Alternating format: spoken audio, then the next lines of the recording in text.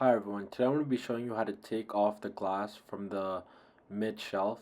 So what you're going to do is you're going to put your thumb at the very edge corner of the plastic section of the shelf, or you could use your palm, and then you're going to press downwards at the very end of it. Once you have a little bit glass that pops open, then you're going to slowly go across the plastic and slowly open up the remaining glass sections.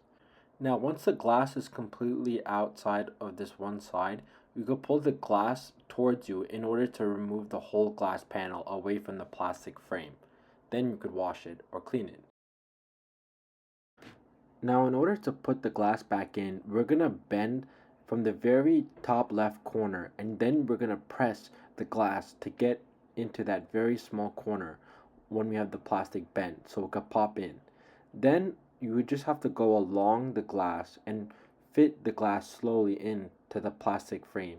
And you should just do this very slowly and take your time, because once you have a little part of the glass inside the frame, the rest of it will be easy.